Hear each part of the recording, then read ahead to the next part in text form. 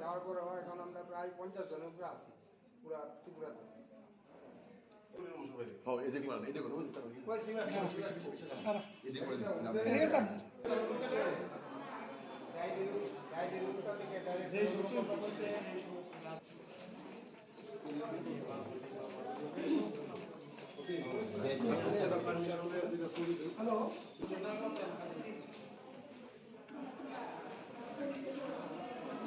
যেগুলি আপনারা দিছে এইগুলি আমরা আমাদের লেভেলে যেগুলি সম্ভব হাইয়েস্ট অথরিটির নজরে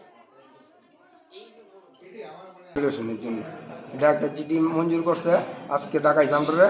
ডাকার পরে আমরা আইছি, আর পরে আমরা দাবি এর আগে ডাক্তারের কাছে আমরা আসলাম, পরে তাই কইছে আমরা এটা দেখতেছি, কারণ এখন তো রেখার হাজিরও 300 কত টাকা।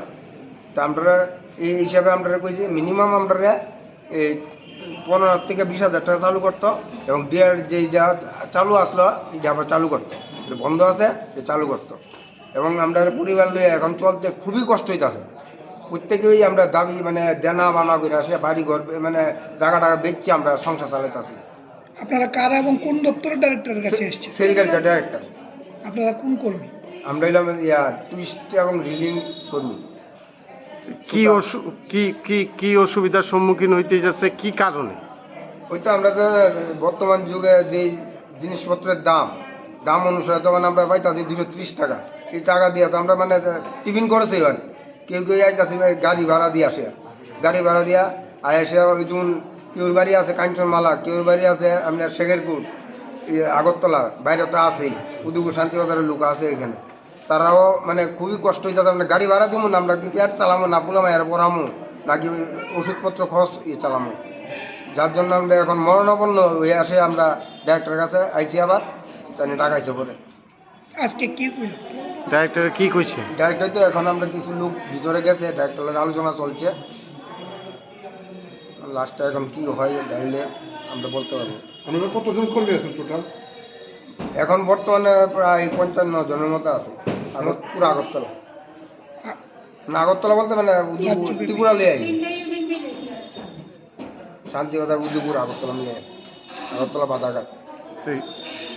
সরকার তো কইতাছে যে সব ডিপার্টমেন্টেরই উন্নয়ন চলতেছে এবং সব কর্মীদেরই যা যা চাহিদা এটি একটু সবই পূরণ করা হইতেছে। তো এই যে আপনাদের এই সমস্যাগুলো কতদিন ধরে এবং এই সমস্যার সমাধান হইতেছে না, যে কি কারণে, কি মনে হইতেছে আপনার? কি মনে হইতেছে বলতে আমরা তো এটা বুঝতেছি না, কিন্তু সবাইরই পয়সা করি বাড়তেছে।